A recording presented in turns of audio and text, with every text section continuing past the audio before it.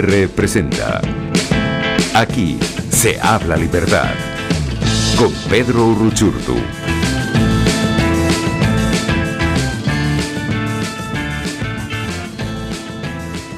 Muy buenos días a todos, bienvenidos a otro Aquí se habla libertad, como todos los jueves en la señal de Radio Caracas Radio. Gracias por sintonizarnos. En la dirección general de la estación Jaime Nestares, en la gerencia de producción Willy Cercaya, en la producción Justo Navarro y Catherine Manzano, en los controles José Gregorio González. Y recuerden que pueden estar en contacto con todos nosotros a partir de todas nuestras redes sociales, en Periscope, en Twitter, en YouTube, @RCR750. Y adicionalmente también pueden sintonizarnos a través de www.rcr750.com, la radio que se ve. Allí pueden conseguir toda nuestra programación en vivo y también en diferido para que vean pues todos los contenidos que les ofrecemos a diario y de forma ininterrumpida en Radio Caracas Radio. Y bien, hoy tenemos un programa al que hemos llamado La posesión de la mentira y el engaño no es para siempre. Y para eso queremos reflexionar sobre dos grandes aspectos. Vamos a estar primero hablando del tema internacional y luego nos vamos a adentrar en Venezuela, pero ciertamente es un tema del cual hay mucho que reflexionar y nos vamos a detener concretamente en Bolivia. Bolivia porque no solo, como digo yo, Bolivia es un ejemplo para los venezolanos en doble sentido, sobre lo que hay que hacer y sobre lo que no hay que hacer. Y por eso precisamente me acompañan dos grandes amigos que además siempre están aquí en esta casa es de ellos y cada vez que podemos conversamos, y además me honra muchísimo siempre poder conversar con ellos. Jorge Velarde Rosas, Juan Pablo Chamón, de Libera Bolivia, director académico y director ejecutivo respectivamente. Gracias por acompañarnos y la primera pregunta que quiero hacerles el día de hoy es: ya vimos que el domingo se juramentó Luis Arce, ya vimos el regreso de Evo Morales, además con unas imágenes que debo decir me recordaron muchísimo a Hugo Chávez del 2002 llegando al Palacio de Miraflores en helicóptero y aclamado por la multitud. En fin, están pasando cosas en Bolivia. ¿Dónde está Bolivia hoy? ¿Cómo están viendo ustedes este panorama del que muchos hablaban que probablemente Luis Arce se iba a distanciar de lo que era la política tradicional del MAS, pero que aparentemente las primeras señales indican todo lo contrario? Bienvenidos. Gracias, Pedro, de nuevo por la invitación y por permitirnos hablar un poco de Bolivia. Como dices, nosotros también creemos que lo que ha pasado aquí en todo este año es una enorme lección para ustedes, como tú has dicho, ¿no? De lo que se debe hacer y de lo que no se debe hacer, ahora que está clarísimo que no se debe hacer con un gobierno de transición después del socialismo del siglo XXI, ¿no? Gracias, Pedro. La verdad es que es un gusto compartir este espacio y respondiendo un poco a tu pregunta, hace minutos nada más Luis Arce acaba de posesionar como Procurador General del Estado a Wilfredo Chávez. Él es el abogado personal de Evo Morales. Entonces, si necesitábamos algún tipo de muestra para saber cuál era la línea que Luis Arce iba a tomar frente al poder que iba a tener Evo Morales o no en su gobierno, creo que la muestra con esta designación queda más clara aún, más allá de varias señales que nos ha ido dando durante todos los días de esta semana. Porque las palabras se las lleva el viento, ¿no? Perdón. No, adelante. No, porque quizá con cierto interés la gente de agarrarse a la última esperanza con los discursos y las declaraciones que él ha hecho, no, va a ser diferente, pero como dice Juan Pablo, las obras hablan más fuerte que las palabras. Así es. Ahora, bueno, está ocurriendo esto, vimos el regreso, además, vale decir, vimos lo que ocurrió en el Congreso y en el Senado horas antes de que culminara el periodo de esa legislatura. En fin, ¿no? Preparar un terreno, además, que es propio del revanchismo y de la venganza, y que es muy preocupante, porque lo que vamos a estar viendo en los próximos días va a ser seguramente, en los próximos meses, una arremetida contra todo aquello que se logró, pero además contra quienes lo lograron. Y eso, bueno, desde luego va a significar seguramente un retroceso importante en las libertades, y algo que bueno, que como les decía, había sido visto por, me atrevo a decir, toda la región como algo muy importante y heroico lo que lograron. Ahora, quisiera preguntarles un poco, saber la opinión de ambos con respecto a qué falló, es decir, qué se hizo mal para que hoy el MAS, Evo Morales y su ficha Luis Arce estén nuevamente en el poder ejecutivo y gobernando los destinos de Bolivia? Hay varios factores. Creo que uno de los más importantes es el no haber aprovechado el momento, la legitimidad histórica para, además legalmente hacerlo, sacar la sigla del movimiento al socialismo, ¿no? O sea, que el mismo partido que hizo fraude, ya solo eso, cualquier persona en el exterior podría entenderlo perfectamente. Y en los primeros meses del gobierno de Áñez, un poco la población esperaba eso, ¿no? O sea, no queremos más de este movimiento que, como han sabido gobernar durante 14 años, eran los únicos que tenían una estructura en todo el país, ¿no? Una estructura que si le dabas lo suficiente oxígeno se iba a reactivar sola. Entonces, tú lo has mencionado. Ha habido, digamos, ya de última no querían quitar la sigla. Había distintas maneras de haber desarticulado al MAS que no la quisieron hacer, ¿no? El haber permitido que la Asamblea Legislativa siga siendo controlada por el MAS ha sido otro error fatal para la transición democrática. Es decir, usted ahí te atajo rápido para dar la palabra a Juan Pablo y también escucharlo. ¿Tú consideras que, por ejemplo, además de haber tomado algún tipo de acción contra el partido que cometió fraude, al menos concretamente durante esta transición o en los periodos inmediatos, crees que también debió haberse convocado algún tipo de elección legislativa sin ellos en el poder? Eso es un poco lo que tú reflexionas al respecto. Sí, o sea, quizá es que el MAS como sigla debería haber desaparecido, y no es revanchismo, no era ni venganza ni nada, es simplemente cumplir la ley, ¿no? No era tocar a las personas directamente, en ese sentido pues no es revanchismo, sino simplemente desarticular esta organización que es más una organización criminal que un partido político. Exacto, apelar a la justicia, totalmente. Juan Pablo. Sí, a ver, si un alumno en la universidad hace trampa en un examen, a ese alumno lo van a retirar de la materia.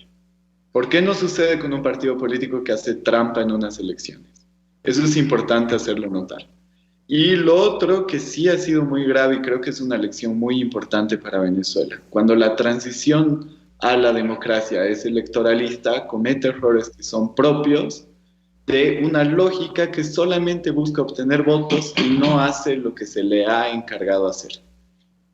El gobierno de Yanine Áñez ha sido un pésimo administrador del problema que era el movimiento al socialismo y la herencia de los 14 años, porque se ha dedicado a buscar votos.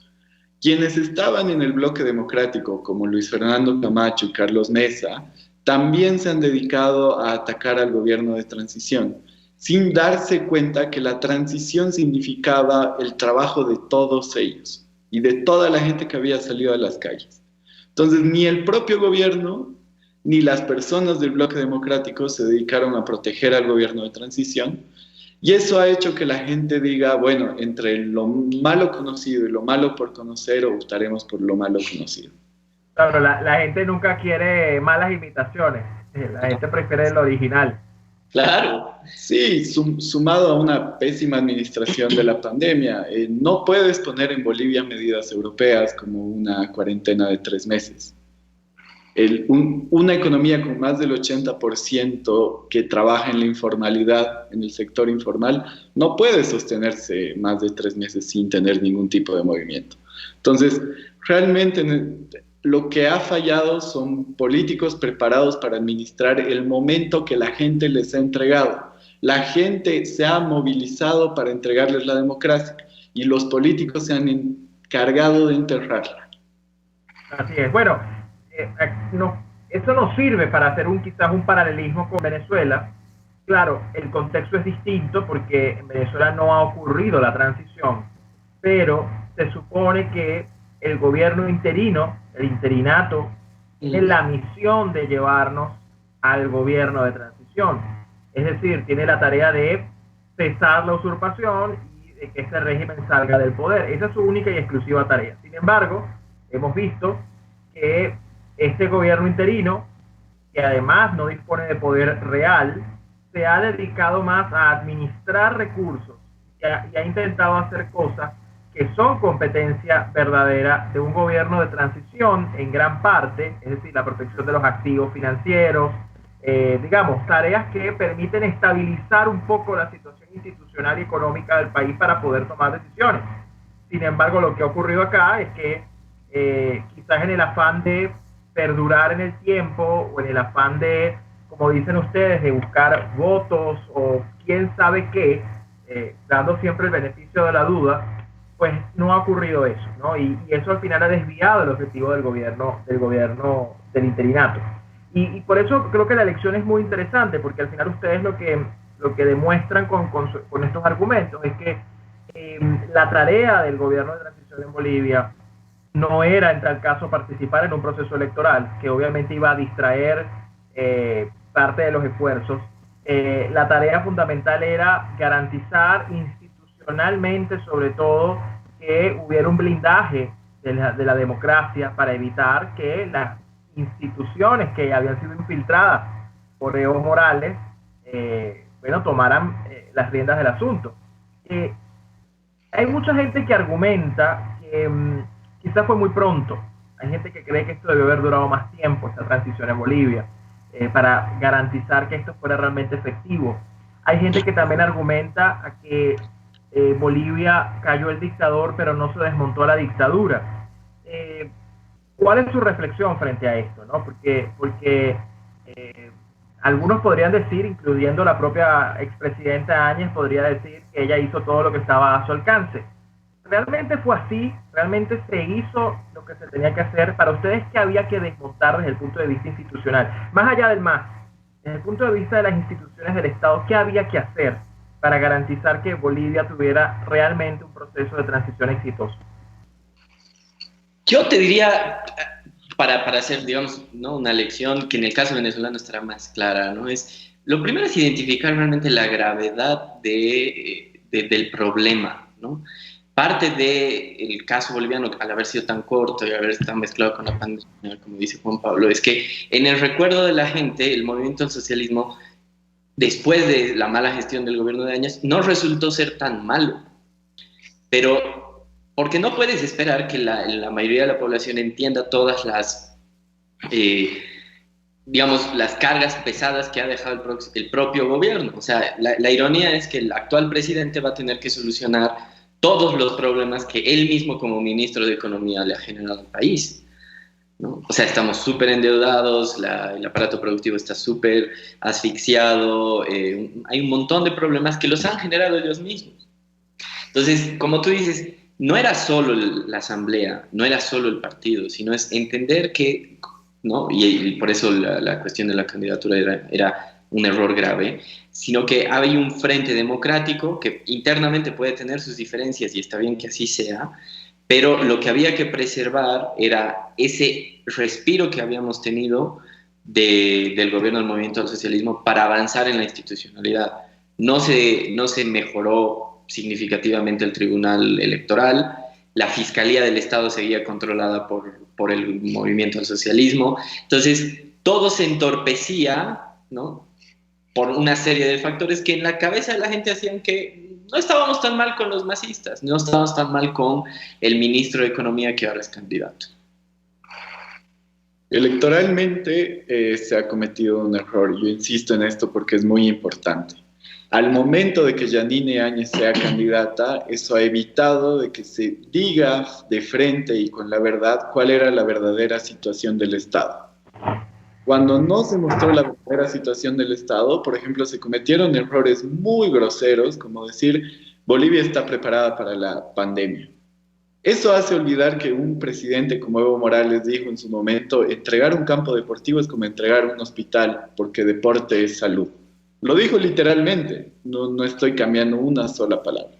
Entonces, en ese momento en realidad nunca llegaron a decirnos la verdad, cuál era la verdadera situación económica del país, que venimos arrastrando un déficit fiscal desde el año 2013, que los índices de pobreza están aumentando ya 7 años consecutivos. O sea, Bolivia no está en una gran situación. Y el año pasado no ha habido una movilización por una cuestión económica, sino ha habido una movilización por una cuestión ciudadana, exigiendo que los políticos respeten lo que dicen las leyes, lo que dice la Constitución y que dejen de hacerse la burla del pueblo. Pero eso no ha sido entendido así, ha sido entendido como una carta blanca para la transición democrática que no había hecho absolutamente nada para conseguir esa posición.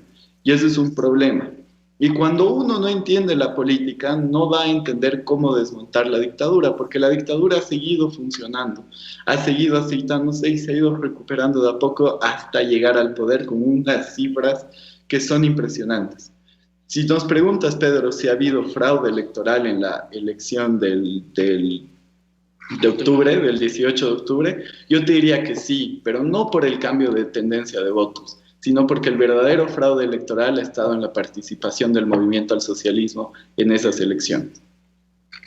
Pero fíjate, es muy importante lo que tú dices, ya te doy la palabra, Jorge, pero es muy importante lo que dices porque al final lo que pareciera es que el gobierno de transición, por hacerse parte de la contienda, omitió información que podía ser utilizada para, digamos, en su contra. Entonces prefirieron callar para evitar el achaque de estos resultados a su gestión. Y eso, exacto, desde luego ya los hace parte de la contienda, ¿no? Y aunque hay mucha gente también, quería preguntarles eso, ¿no? Porque además, como ustedes saben, eso es una discusión recurrente en Venezuela por el tema de la unidad de la oposición, ¿no? Y muchos afirman, yo creo que con un análisis quizás a la ligera, que parte de lo que ocurrió en Bolivia se debió a que los candidatos no fueron unidos contra el MAS.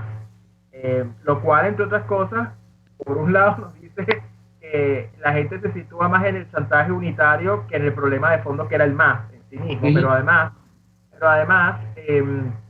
digamos, es como muy simplista atribuir o pensar que una foto de todos unidos en función de un objetivo es suficiente para lograr un cambio político, porque claro, quizás allí lo que en tal caso puede generar una percepción errónea de la gente hacia la oposición es que apenas se convocan elecciones salen todos como cada uno por su lado. Eso podría ser, pero tampoco eso es garantía de éxito en un proceso electoral. Entonces quería también como preguntarles frente a eso, y como ya me quedan pocos minutos, además de esta respuesta, quiero de una vez que me contesten de aquí en adelante cómo lo ven en la lucha que ustedes están dando, en lo que toca hacer y en los próximos desafíos que, bueno, no son nada fáciles, porque el retorno al poder de esta gente no es una garantía de que se vayan a ir.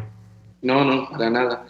Rápidamente te diría, creo que lo que se ha mostrado de esto es que en el esquema, digamos, de dominio del movimiento al socialismo, pero que es una copia del castrismo y del chavismo, en el fondo resulta ser como un mecanismo para recuperar el poder una vez perdido. ¿Qué es lo que quiere decir?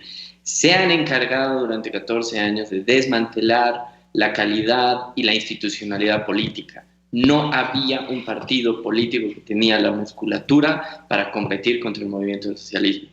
Es patético que en más de la mitad de las mesas electorales no había delegados de mesa de los otros partidos políticos, porque en 14 años se ha destruido la institucionalidad política. Los políticos bolivianos se han acostumbrado a hacer una oposición funcional, ¿no?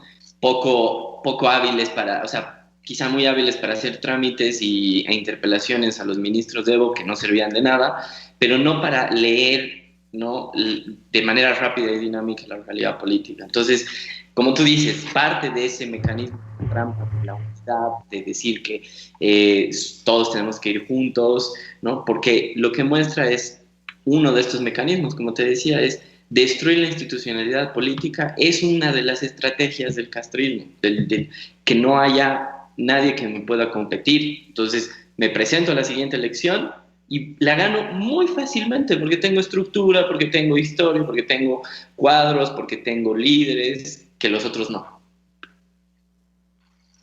Yo creo que necesitábamos unidad, pero unidad en cuanto a las reglas de la democracia. Hemos ido a elecciones con el padrón electoral trabajado por el movimiento al socialismo, hemos ido a elecciones con las reglas electorales del propio movimiento al socialismo, que incluso dentro de la elección ellos la han pisoteado e igual no se ha cumplido.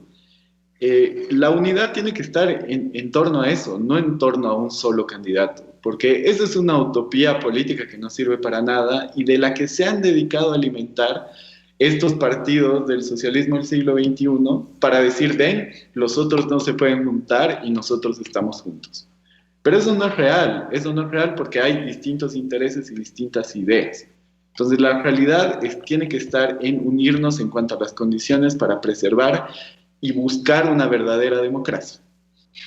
¿Qué se viene? Sobre Sí. este tema, yo estoy completamente de acuerdo con ustedes. Nosotros hemos padecido el chantaje de la unidad por años.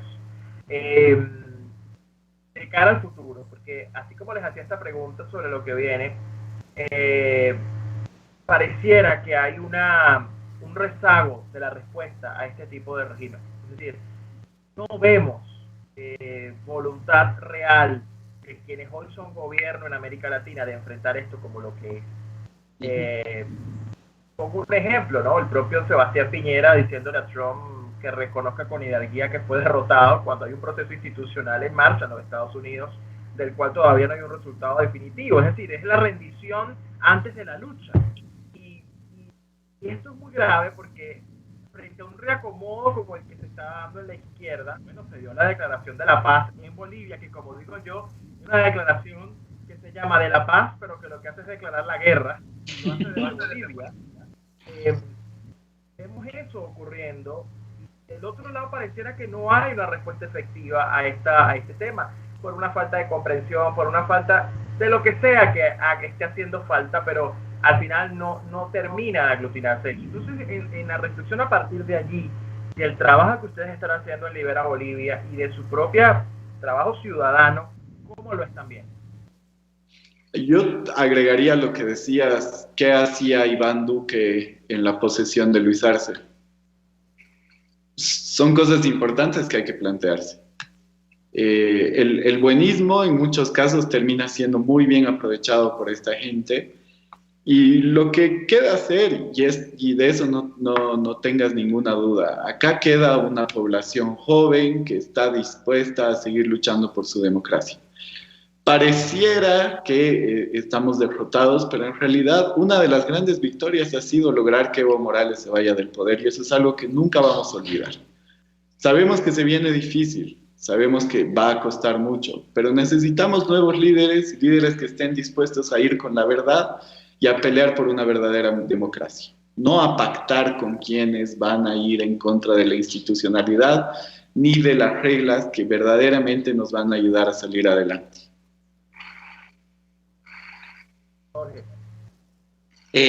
Solo añadiría, digamos, a lo que ha dicho Juan Pablo, ¿no? Que esta generación, además, lo que ha demostrado al sacar a Evo Morales es que no quiere seguir el camino del socialismo, ¿no? Por eso nosotros en nuestra lectura el movimiento ciudadano ha logrado algo que la élite política no ha sido capaz de administrar, pero es una cuestión generacional también.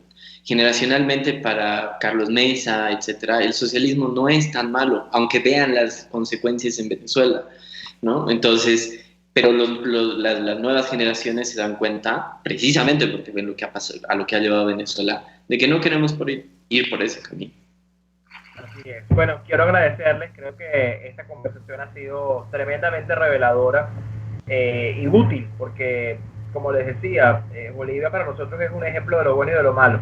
Y va a ser clave para nuestros desafíos como país cuando logremos la transición, sobre todo porque hay algunos por allí que andan proponiendo transición con los propios criminales. Y bien lo decía María Corina recientemente en su artículo que publicó en el Nuevo Herald, pacto con las mafias es el cese de la oposición, pero no el cese de la usurpación, ¿no? Y pactar con las mafias es al final traicionar a los venezolanos. Yo creo que el pactar con las mafias no solo es aparecer en una foto con ellas o estar dispuestos a cogobernar con esas mafias, sino incluso no desmantelarlas a la hora de asumir lo que significa una transición. Así que creo que el ejemplo que ustedes nos dan es valiosísimo y vamos a seguir en contacto. Esta es su casa y seguro que vamos a estar muy atentos a la lucha que van a estar dando en Bolivia, que ahora es que sigue nada de rendirse, aunque algunos lo que hagan sea rendirse fácilmente antes de luchar. Ese no es nuestro caso. Así que No. gracias Juan Pablo Samón, Jorge Velarde Rosso, de Libera Bolivia, desde Bolivia, conversando con nosotros con la libertad. Vamos a una pausa y ya regresamos con más. Gracias, muchachos. Gracias a vos, Pedro. Usted escucha, aquí se habla libertad, con Pedro Urruchurtu. Síganos en Twitter en @RCR750, la radio que se ve.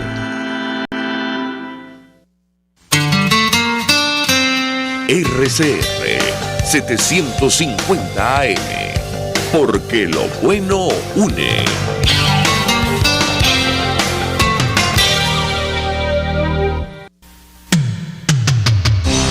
Antes de empezar el día, entérese de lo que acontece en el país junto a Pedro García Otero en Titulares de la Mañana, de lunes a viernes a las 6:30 de la mañana. Acompáñelo y empiece su día bien informado. Titulares de la Mañana con Pedro García Otero, solo por RCR 750 AM, porque lo bueno une.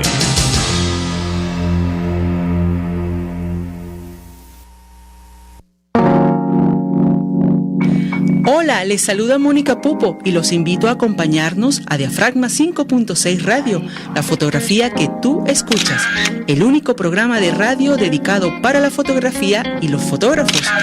Diafragma 5.6 Radio, todos los sábados a las 11 de la mañana, por RCR, la radio que se ve. En la crisis se encuentran las oportunidades. Aquí en Sin Estrés se las mostramos con invitados especiales que nos regalan sus experiencias por una Venezuela mejor. Cada tarde, de lunes a viernes a las 3, desde el emprendimiento, la educación, la salud y el entretenimiento. Por nuestra calidad de vida se nos hace necesario tomar un respiro del agobio diario, dedicar unos minutos a la salud mental y emocional para vivir sin estrés. Sin Estrés, de lunes a viernes a las 3 de la tarde, por RCR 750, la radio que se ve.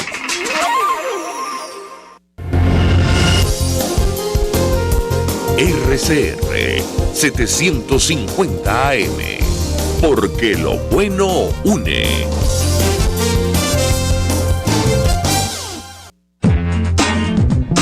Ideas para alcanzar un país con libertad económica, democracia política y seguridad jurídica. Aquí se habla libertad, con Víctor Maldonado. Solo por rcr.tv, la radio que se ve.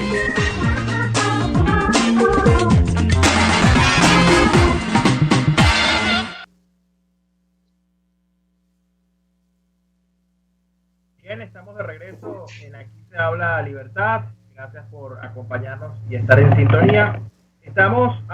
Recibo a nuestra segunda invitada del día. Un gusto, como siempre, tenerla. Además, varias veces como ancla de este espacio. Por supuesto, una gran luchadora por la libertad, muy comprometida, nuestra querida diputada Dignora Hernández. Bienvenida, diputada, a su casa. Aquí se habla libertad. Hola Pedro, amigos de RCR, un abrazo para todos. Gracias a ti por la deferencia. Mira, lo de ancla me gustó muchísimo, gracias. No, esta es tu casa siempre. Diputada, estábamos escuchando, no sé si tuvo la oportunidad de escuchar a nuestros invitados previos desde Bolivia. Yo creo que con unas lecciones tremendamente útiles para nosotros, porque si algo, como se los decía cuando estábamos conversando, si algo nos enseña el caso de Bolivia es lo que se debe hacer y lo que no se debe hacer. Es decir, es todo aquello que a lo que nos vamos a enfrentar y a lo que en parte nos hemos enfrentado con esto del gobierno interino.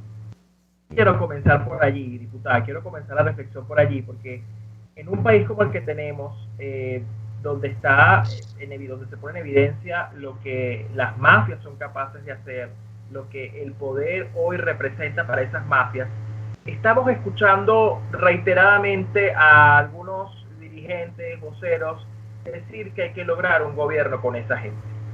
Cuando uno ve la foto en Bolivia y uno se da cuenta de lo que ocurrió en Bolivia, nos damos cuenta de que eso puede significar probablemente el peor de los errores en un país que a diferencia de Bolivia no se puede dar el lujo de seguirse equivocando. Quiero comenzar por esa reflexión, diputada, porque usted además como dirigente político, mucha gente le demanda información, le pregunta, le pide, le exige, y este es su rol como representante de los venezolanos en la Asamblea Nacional. ¿Cómo manejamos esto? Es decir, ¿qué hacer frente a este argumento tan simplón de decir que hay que gobernar con las mafias? Pedro, en Bolivia lo que ha ocurrido es el retorno del mal. Y eso es un contexto sumamente preocupante, delicado y, como bien dices, que se adapta claramente al escenario venezolano. Porque es importante. Tú me preguntas si pude escuchar a los excelentes invitados que contextualizaron la situación de Bolivia en el segmento anterior, y no solo los escuché, los entiendo y trato de tener un poco de empatía, porque sabes lo que significa haber dado un paso adelante para sacudirse el mal y que ahora el mal esté de vuelta. Yo lo escuché, yo los escucho. Ahora me pregunto, los líderes venezolanos que están pidiendo transición con mafia, ¿los están escuchando? ¿Están escuchando a nuestros amigos, a nuestros hermanos de Bolivia sobre su difícil situación? Y esta pregunta es importante porque desde hace cierto tiempo en Venezuela los políticos hemos dicho, y bueno, quizás en algún momento nos ha asistido la razón, que la situación nuestra sirve de ejemplo al mundo para que se vea cómo el socialismo destruye las naciones, porque además, tú bien lo sabes, Pedro,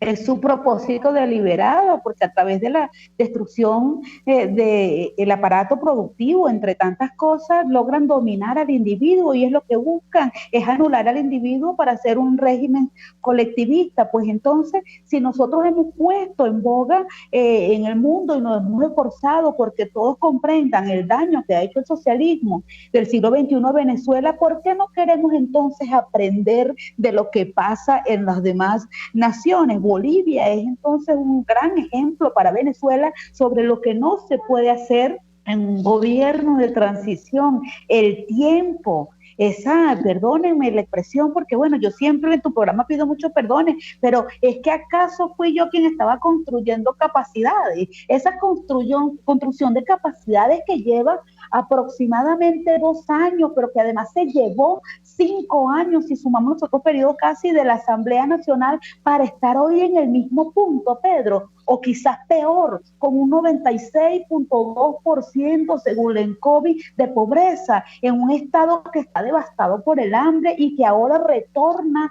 como cosa grave la inseguridad, porque están otra vez aflorando los secuestros, las persecuciones, las bandas.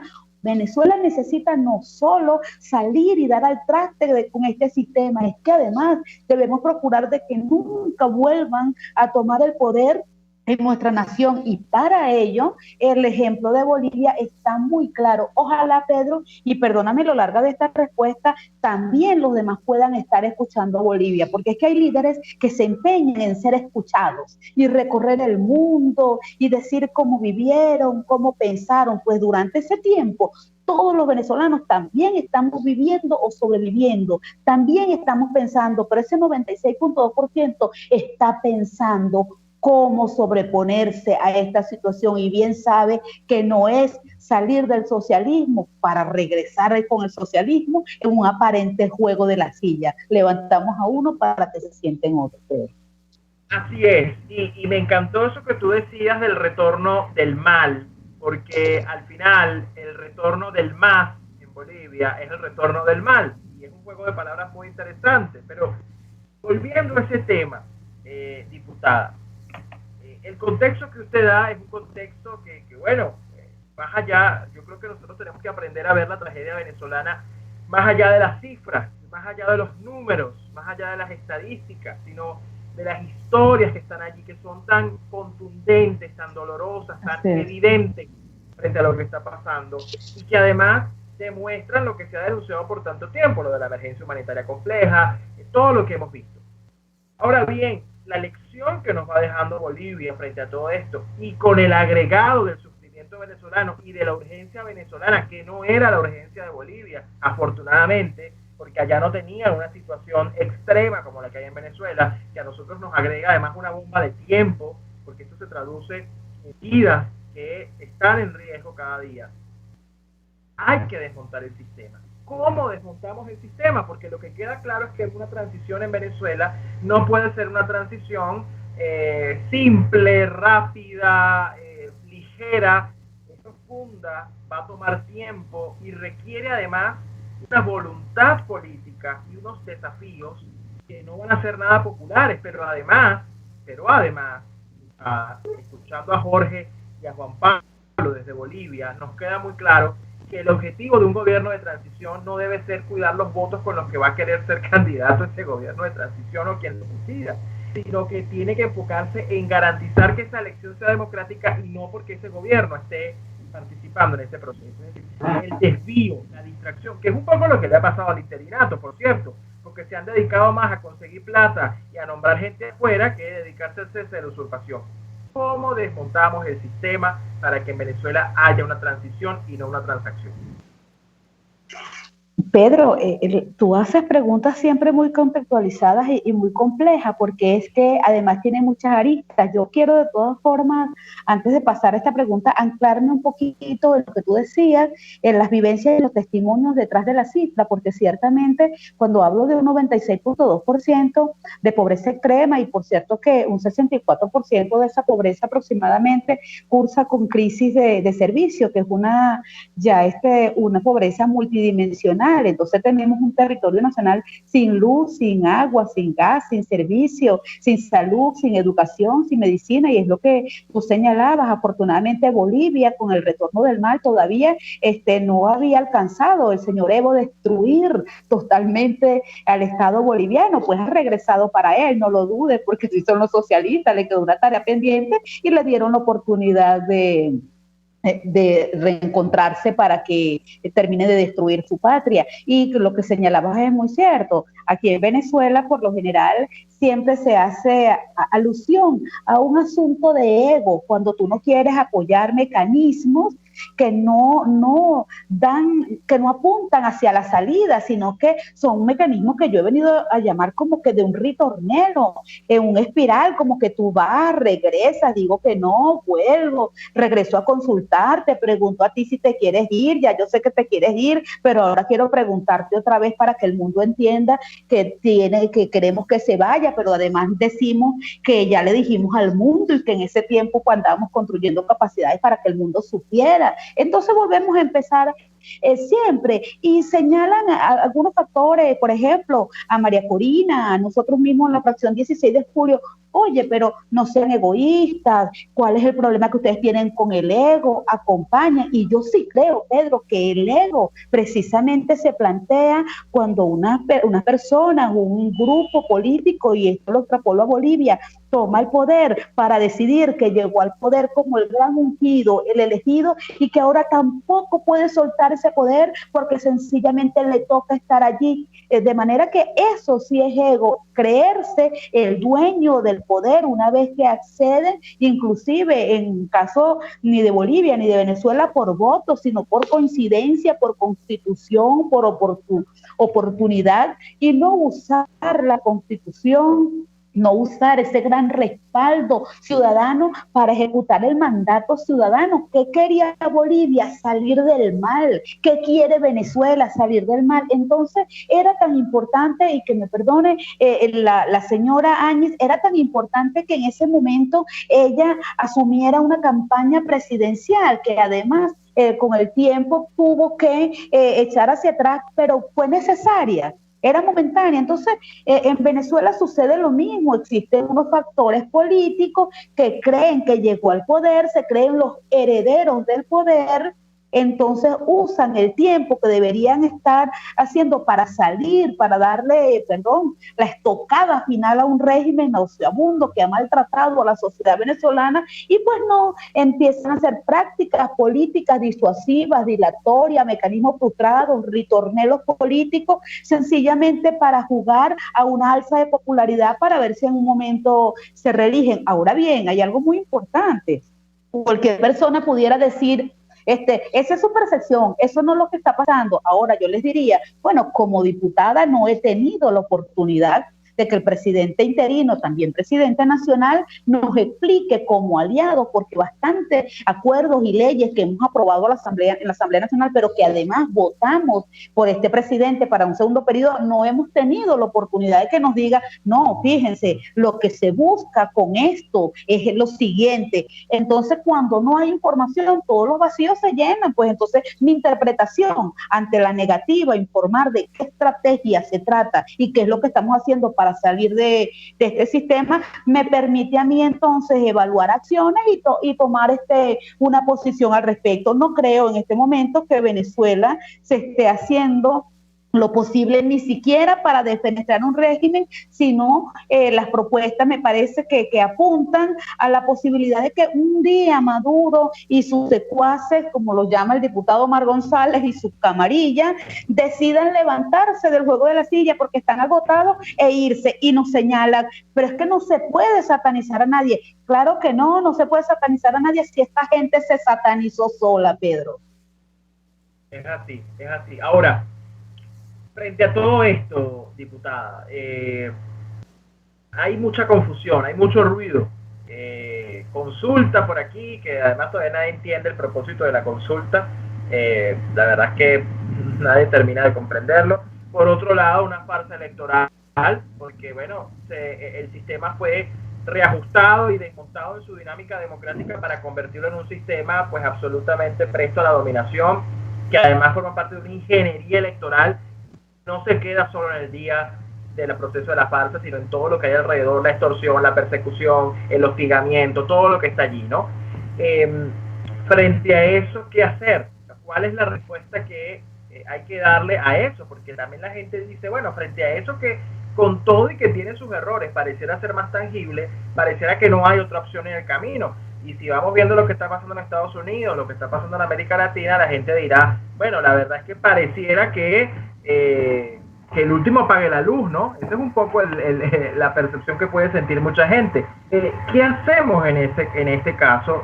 Porque hay que asumir que lo que hay que hacer es una posición de fuerza, de una posición, desde la operación de paz y estabilización, como se ha planteado como mecanismo, pero ahí también hay un componente de voluntad política, porque si no hay la voluntad política para que eso ocurra, pues eso difícilmente va a tener lugar. Y no lo digo ni por la fracción, ni lo digo por 20 o por quienes están en ellos, sino por quienes al final están siendo reconocidos por el mundo como interlocutores, que lejos de ofrecer una respuesta convincente, terminan más bien distrayéndose entre que si la consulta es por WhatsApp, por Facebook, que si yo puedo votar 2 veces o no, que voy a votar para que la cosa continúe en enero, cuando aquí el drama es existencial. Mira, Pedro, 2 cosas que van a parecer antipáticas y bueno, yo me la voy a adjudicar como que al humor negro venezolano. Aquí no se puede apagar la luz porque este es un país sin luz, empezando por allí. Y lo segundo es que ojalá, Pedro, y esa consulta no sea como por correo, para que no suceda lo de Estados Unidos, porque ya también tenemos una experiencia por allí. Pero sin lugar a dudas que cuando tú señalas que pareciera haber prácticas sin propósito, pudiera tener 2 lecturas. Lo primero que es importante y es oportuno señalar es que la consulta es un medio democrático para tomar el pulso y la posición ciudadana, y la consulta per se, al igual que el diálogo y la negociación, no son malas. ¿Okay?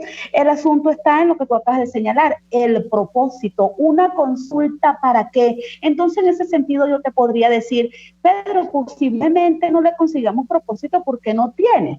Porque no tiene, y porque no lo tiene. Porque no es el momento. Salvo que tenga un propósito no manifiesto. Y el propósito no manifiesto, que por cierto yo he escuchado en algunos políticos, es hay que hacer algo porque no hay que cruzarse de brazos. Y pues en ese sentido, mira,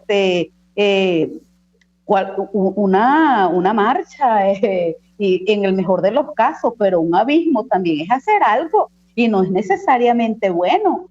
Me refiero a lo segundo, por supuesto que a lo primero no. Entonces, ¿qué hacer en ese contexto? Pues nada, como un ejercicio ciudadano el que tú señalabas, hay que exigir, cuando me decías que nosotros estamos para dar respuesta, yo invito a la ciudadanía que en todas esas asambleas, en esas consultas que se están haciendo, señalando sobre la importancia de pronunciarse. Primero, en dejar bien claro que la sociedad venezolana no ha dejado de manifestarse. Este es un país que protesta, un país que tuitea, un país que habla, un país que tiene la posibilidad, gracias a RCR, de elevar su voz inclusive fuera de la frontera. Entonces es un país que sí protesta. Y quizás la pregunta sería a quienes proponen la consulta es, ¿después de eso qué? ¿O eso para qué? Creo que ahí estaría lo importante. Pedro, inicialmente, perdón, me decías que cómo salíamos de este sistema y cómo lo desmontábamos, y yo quiero referir que hay que acabar con el andamiaje jurídico, técnico, represivo, que se ha montado en torno a estas mamparas institucionales llamadas TCJ, CNE, Contraloría, que se han dedicado a perseguir, inhabilitar, a cometer fraudes, porque, por cierto, fraudes documentados a través de los mismos accionantes que prestaron las máquinas para ello de Smartmatic, que por supuesto eso no los excluye de la responsabilidad que tuvieron, y también desmontar un andamiaje de extorsión social que se lleva a cabo a través de la plataforma Patria, a través del carnet de la Patria, y es esa extorsión en la cual a los funcionarios se les dice que no pueden votar por una opción distinta cuando las elecciones sean libres,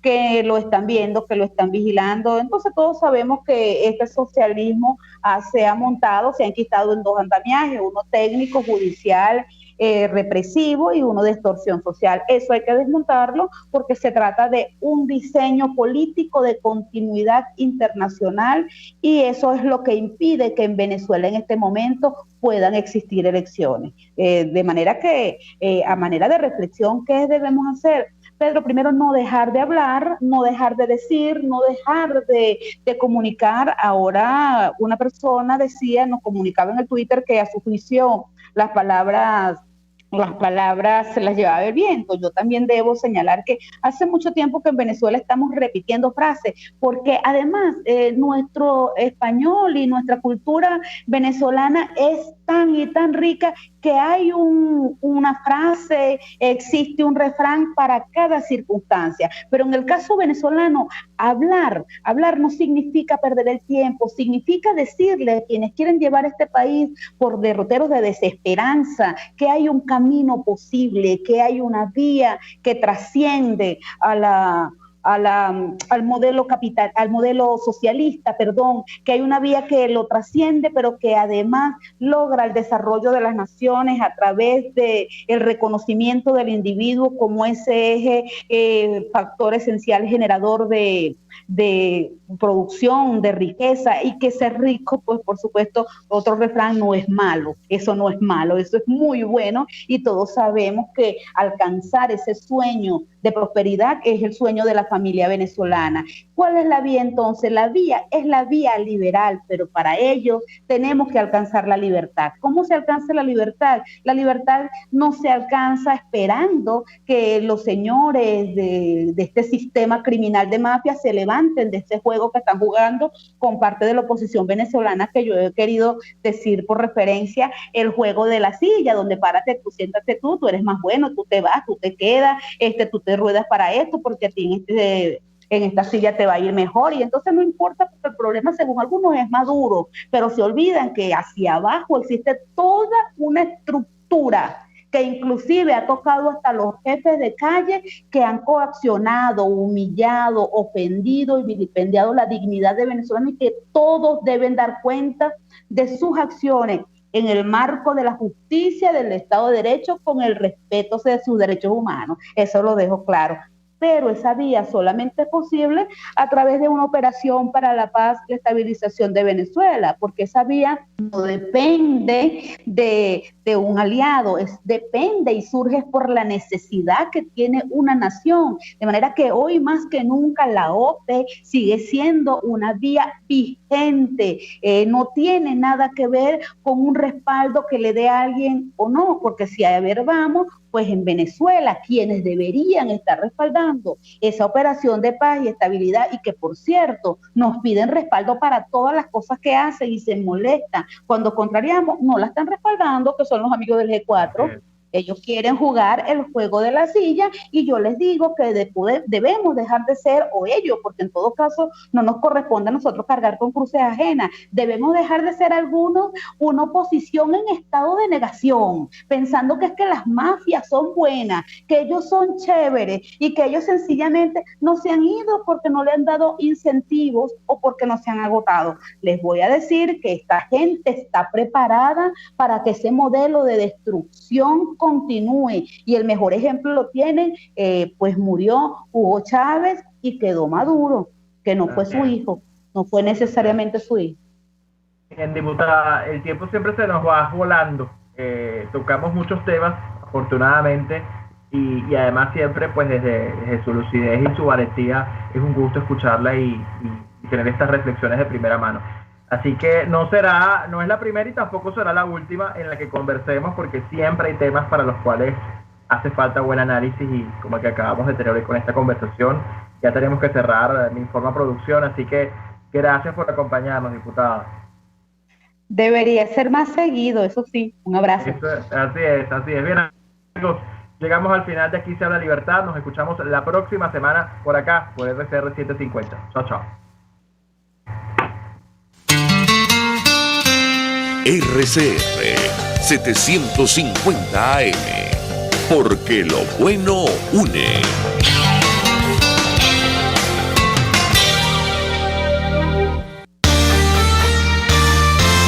A mitad de tarde, disfrute de una amena tertulia, acompañada del análisis preciso del acontecer nacional e internacional. La Linterna, con Diego Bautista Urbaneta. Relájese al son de buena música, participe y forme parte de este espacio. La Linterna, de lunes a viernes, a partir de las 2 de la tarde, por RCR 750 AM. RCR 750 AM, porque lo bueno une. El siguiente programa informativo contiene elementos de lenguaje, salud, sexo y violencia que pueden ser escuchados por niños, niñas y adolescentes sin supervisión de sus madres, padres, representantes o responsables. 12 en punto.